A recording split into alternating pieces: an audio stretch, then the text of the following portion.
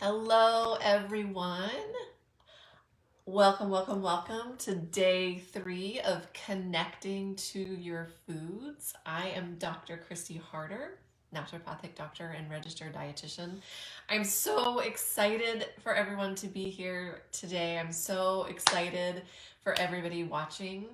Today, I get to talk about the step in my process that I feel like is the most important.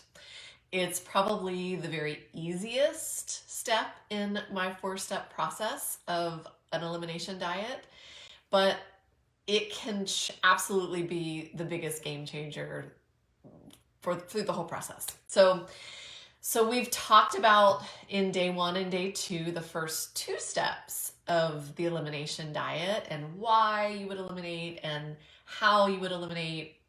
We've talked about the education step, which is the second step in the process, and what that means. And I'm going to just go over that really quickly before I go on to the third step today, which is all about the experimentation, which is the challenge phase of the elimination diet. And this is the part where you get to add foods back in. And I think that it's the most fun part, and it can give you the very, very best results out of everything else that you do. So I'm going to kind of jump right in to the review of why someone would ever eliminate. If you guys weren't watching on day 1 or day 2, I talked about the reasons why. Now, I had a really good friend that did an elimination diet, I don't know, like probably 2 months ago, and she kept getting people that asked her, like, why would you ever do an elimination diet?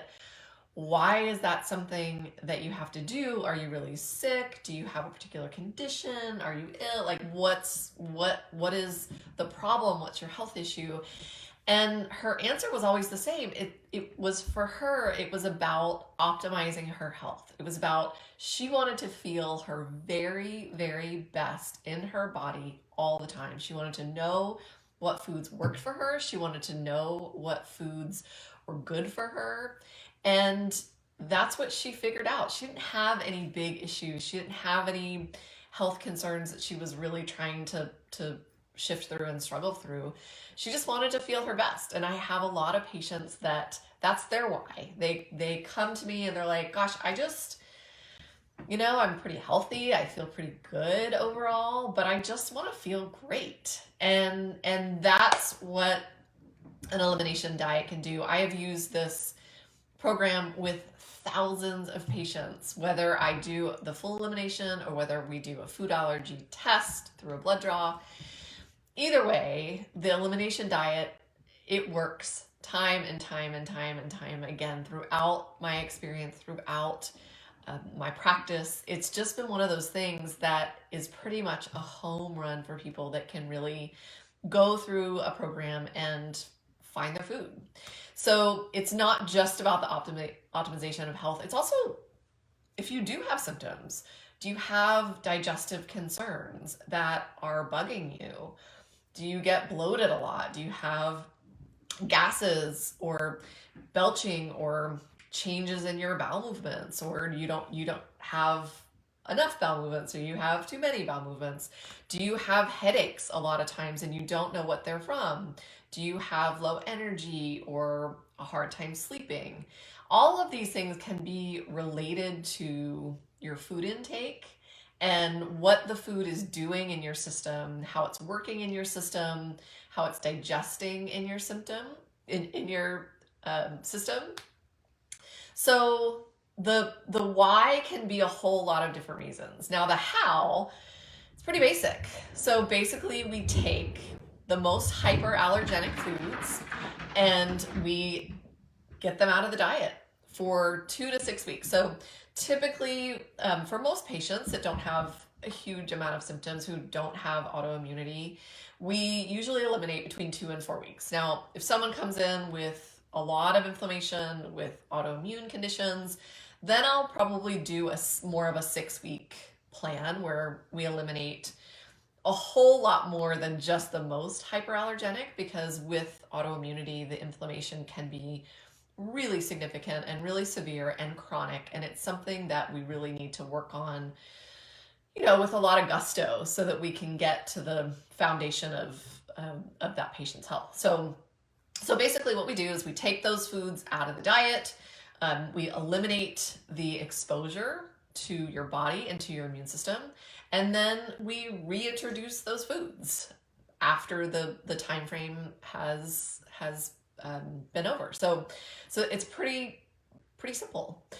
We talked yesterday about education, about how the body works, what malabsorption looks like, what it looks like when you eat a piece of food from the mouth through the esophagus down through your stomach, all of the enzymes that have to be working really well.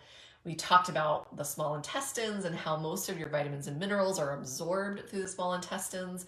So if you do have pretty chronic inflammation or even acute inflammation, something from a food you just ate or something from a virus that you might have gotten or food poisoning, and you have inflammation, then what happens is that really beautiful brush border that's in your intestines starts to be inflamed, and it can't absorb as much any longer. There's a lot of reasons for malabsorption. Allergies are just one reason why people have malabsorption, but it can really change things because, think about it. If you're not getting the vitamins and minerals that you're eating, then how are you going to make energy? How are you going to make good hormones? How are you going to make your neurotransmitters that help to balance your moods?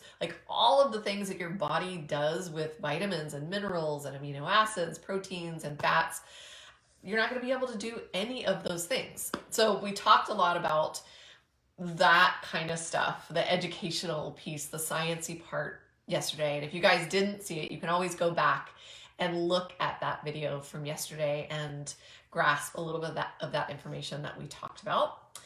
So we also did some homework, and the homework was basically looking at food. So the homework was about the last 3 days of food intake. Now, I don't know what I ate on Monday, so I know it was probably hard for some of you to remember what you ate the last 3 days, but basically just whatever you could remember was fine. And just comparing it to the macronutrients that we talked about. So we talked about serving sizes. So for fat, serving size is 1 tablespoon. For protein, a serving size is 4 ounces, which is about the size of your palm. And then for carbohydrates is about 15 grams, half a banana, half an apple, 1 small corn tortilla.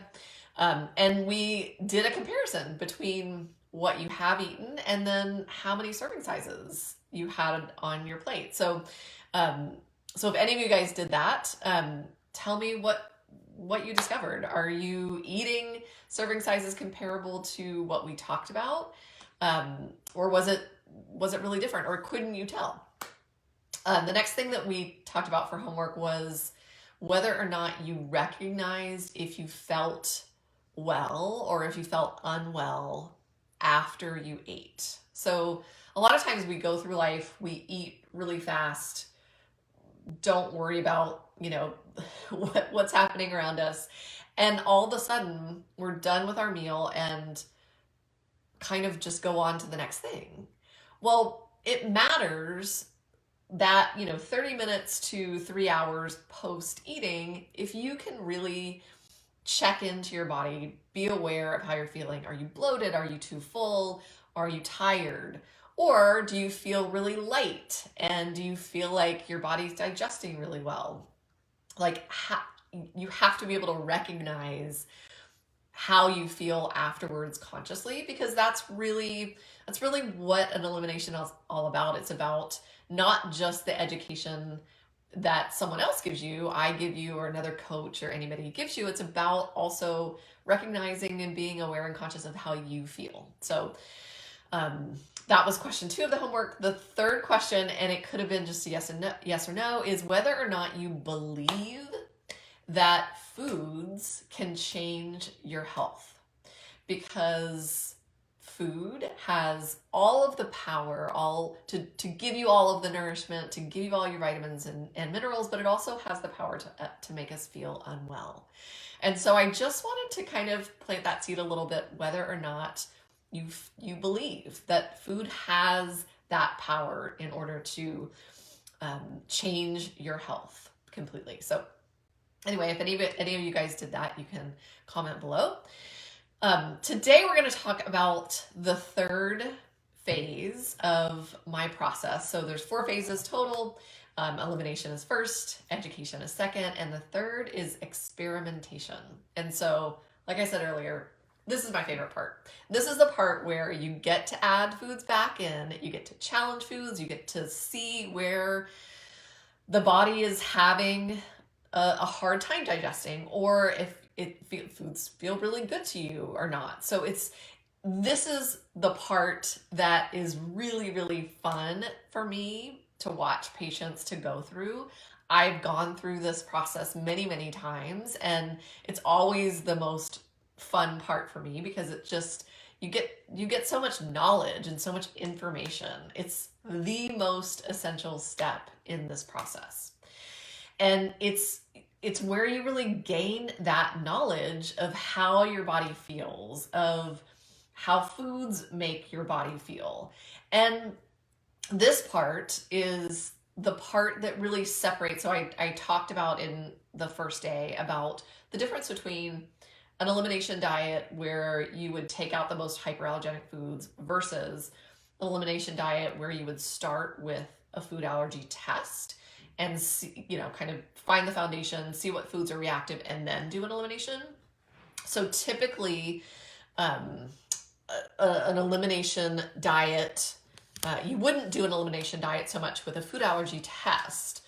You would just remove all of the foods that your body is reactive to. Now, I do things a bit differently. Even if I do a food allergy test through the blood, I still have people do an elimination and a challenge, because even the mildest reaction to foods on a blood test can actually be a pretty hefty response in your body. So I kind of, I do it a little differently than most practitioners. I do a little differently than most companies want you to do it, because I feel like this part is so important, because it's the place where you challenge foods. You've gotten rid of the inflammation, you challenge the food, and you have an accurate response of how things work in your system. So a question that I get that comes up a lot,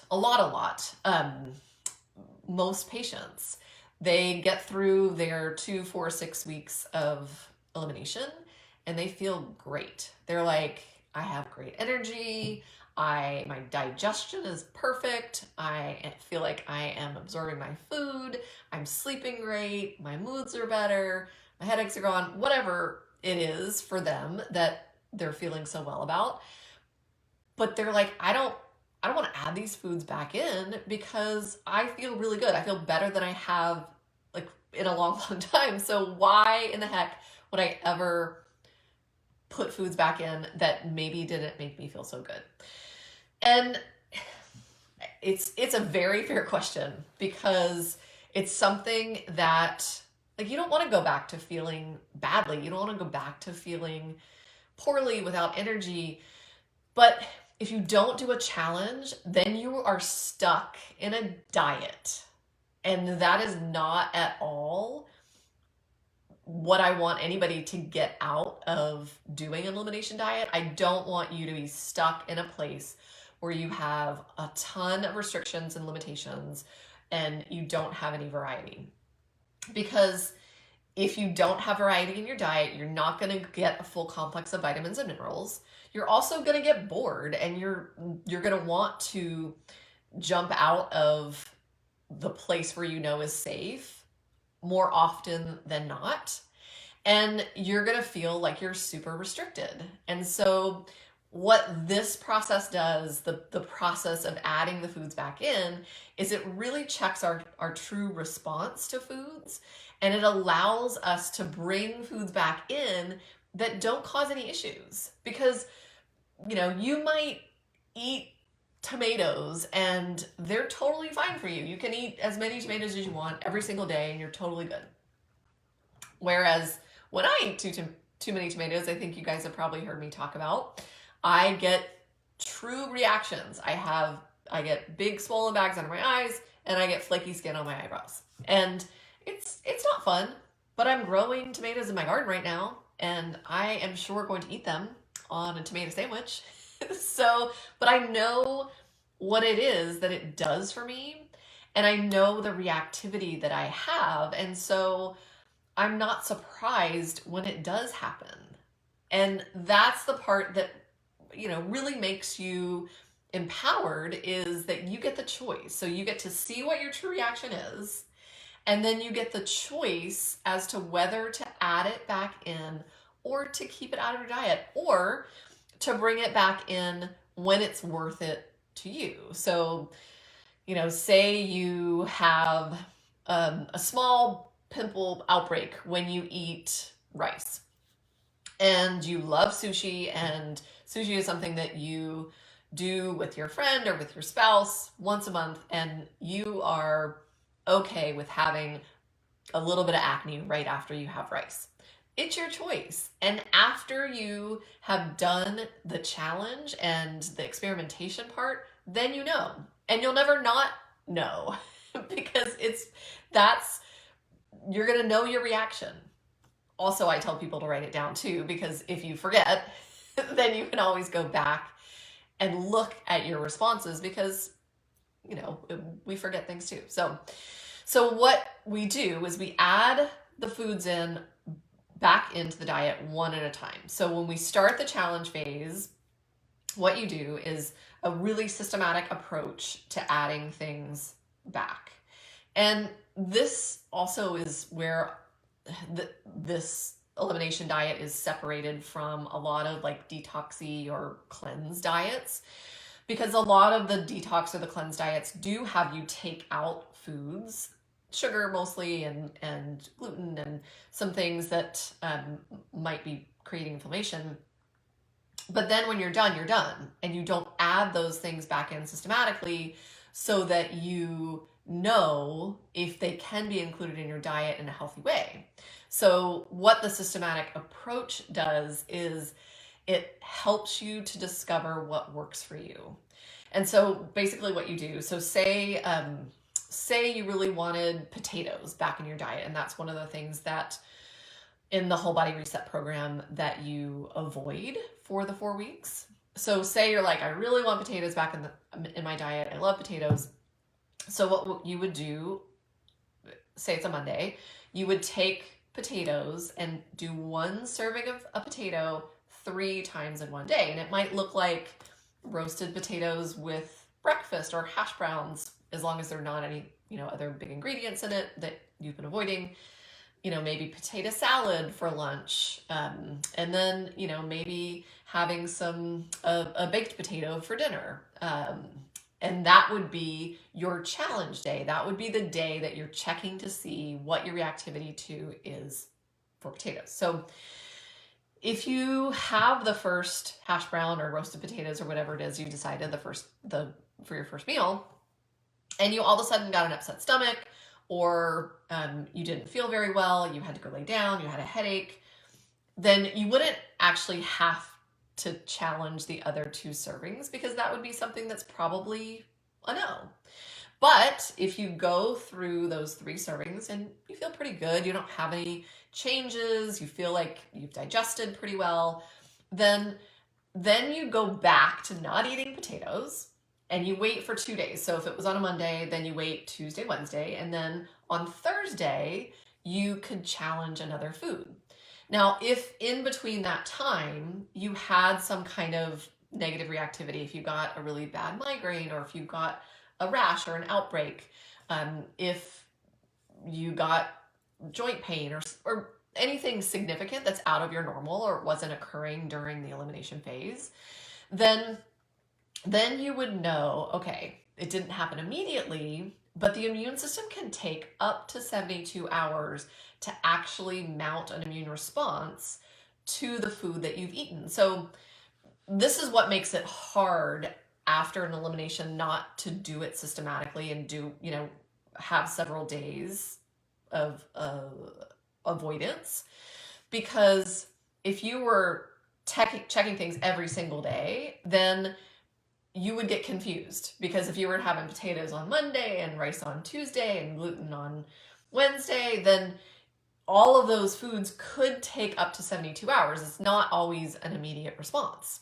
And so it's a lot more difficult when you're doing things back to back to back, that it's not easy to pick up on something. And sometimes it's not easy just because of life. I mean, you might have really bad stress, or maybe you caught a virus or something. But typically that systematic approach, challenging every third day, really allows you to know what your true response to the foods will be. I always tell people the things that you challenge need to be the things that you miss the very most. So if you love potatoes, pick potatoes. If you love rice, pick rice. If you love gluten, pick gluten. It doesn't matter. You want to pick the most simplified form of a food.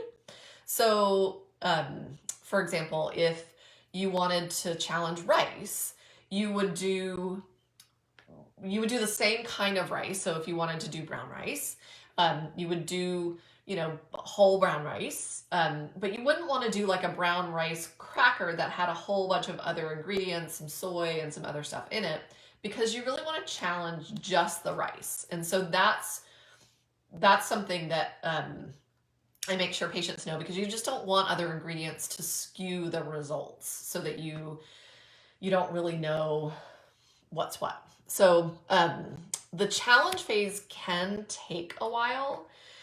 It's one of those things that you can make it last for a really long time. I think the first time that I ever did a food allergy elimination, I think I was on it for about 8 months before I had gone through everything. And I eliminated a lot of things, and I challenged things really, really meticulously. So if you think about like dairy, for example, there's cow dairy, there's sheep dairy, there is goat dairy, and then there are different proteins in dairy depending on the form of dairy. So raw dairy, like sour cream or ice cream, would be much different than aged dairy, which would be like an aged cheese. So when I did that initial elimination and challenge, I challenged every single form of dairy. Now, there were certain things that I knew from my childhood that I couldn't eat, so the raw dairy I knew wasn't okay. But I could challenge the lactose-free dairy, or I could challenge, ones that just had whey in them. So it can be really, really meticulous, especially for things that you believe might be an issue. Grains, you can do the same thing. You can, kind of tease out, into subcategories everything that you would want to challenge. Nightshade vegetables are something that, like tomatoes, for example, are in season in the summer right now. And this would be a great time to challenge them. However, most people can get tomatoes any time of the year. They're grown probably somewhere that's not local, unless you have a greenhouse. So you might want to challenge tomatoes from a can that have been preserved versus ones that you grow in your garden. Might be a little bit different. The proteins might be more reactive or less reactive, depending on how they were grown and how they were processed too. I get the question a lot of whether we have to challenge everything. And the quick answer is no. If you don't like something, you don't have to challenge it, because it's not going to ever be on your plate. There's no reason for you to have to know what your response is to it, unless it's something that's super common, that is in a lot of foods, or is something that's served a lot. Say if you're traveling, or if you go to someone's house or to a restaurant and don't really have a lot of say in what you're eating. That sometimes is a game changer, because you do want to challenge the really common foods that may end up on your plate, whether you like it or not. But but all of this is about knowing your foods. It's about knowing which foods work for you. It's absolutely by far the most powerful part of the process. It gives you flexibility, it gives you choices. Once you challenge a food and you find that there's no negative effects, then you can actually add it back into your diet. So you're not completely doing the elimination diet anymore. So if the potatoes worked, then you add them back in. You don't want to eat them every day, but because we want variety in our food, so we have the right amount of vitamins and minerals always coming in. But having them 3 or 4 times a week is great, and then it opens up the amount of food variety that you can have in your diet, which I think is super important. The other thing that this does is it allows us not to be a victim to our food. And let me explain a little bit what I mean by that. So before I did any elimination diets, I did have reactivity to foods, but it was all kind of mangled up and chaotic, and I didn't know what made what reaction, and I just wasn't sure. It's the same with a lot of my patients. They'll have acne that goes on and on and on. Maybe it gets worse some times of the month, and maybe it just stays consistent. Or they have digestive complaints that's pretty consistent all the time. And if they're eating foods that are causing that to happen, then it's hard to know that that's the reaction unless you eliminate it and challenge it. So if you eliminate all your food that, the hyperallergenic food, and you don't have any more bloating, or you don't have any more gas or any more constipation or whatever it might be, that's great. But was it all the foods that did that, or was it one in particular? So let's take, for example, let's say rice. Rice in some patients doesn't digest very well. So rice, you challenge rice, and all of a sudden the bloating and the gas and the loose stool that had gone away during your elimination diet, suddenly it comes back. And now you're like, oh, it's all back. It's happening again. But now you know what rice does. Now you're not the victim of whatever else is happening. Now you know the consequence of eating rice is that reaction. And so you can eliminate it in your diet as much as you want, because now you know when you eat rice, that's the thing that happens, which I think is it's so empowering. It is so beautiful to have that kind of aha moment, like, wow, like I don't have to feel like this all the time. It's rice, or maybe it's 2 things, or maybe it's 3 things that cause this reactivity. And I can avoid those things in my diet because that's worth it not to feel like I need those things. And it's worth it not to have the digestive issues all the time. And, when we travel, when we go to fun events like weddings and that kind of thing, that might be a time when it's worth it to you to have something in your diet that doesn't make you feel as good, but you want to indulge. You want to have whatever's on everybody else's plate. And that's the time that is important for you to know, because you're going to know the consequence before it happens. And then you're going to have the reactivity, but there are also things that you can do to prevent it. There are some supplements that can really help to heal the digestive tracts. Like L-glutamine is something I like to use it in a powdered form. It feeds the cells that line the digestive tract. And if you know that there's a food that's reactive for you and you really want it, taking some L-glutamine can prevent that hyperreactivity.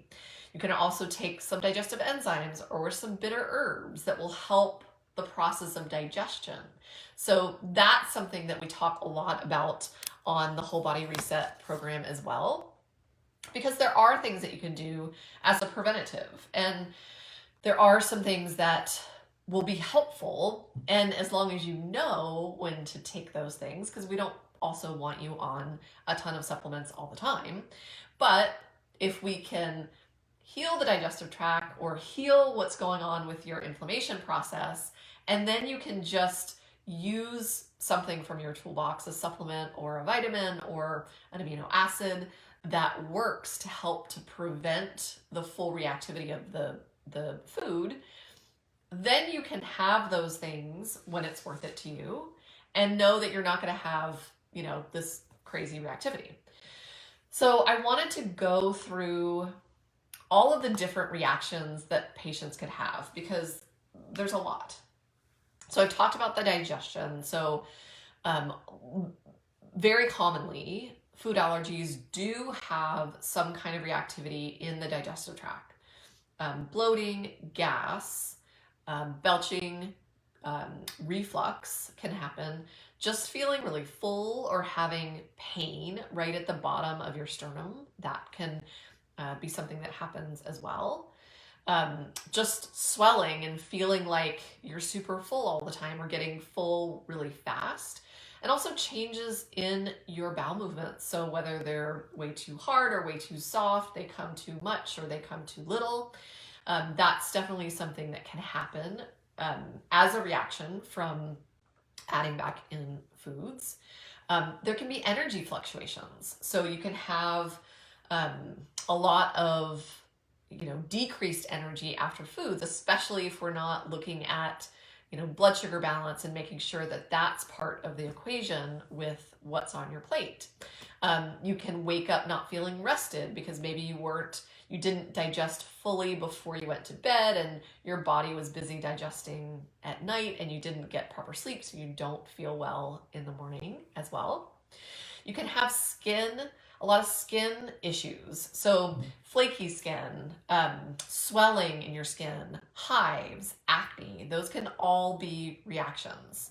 You can have allergic reactions. So itching, tearing eyes, runny nose, that runs in my family. A lot of my family are allergic to dairy. And so having eaten dairy and having a runny nose is something that I have experienced looking around my family table quite often. Sore joints, so joint aches, muscle aches, body aches, that's also a reaction that people can have with the challenge phase. Headaches are also very common.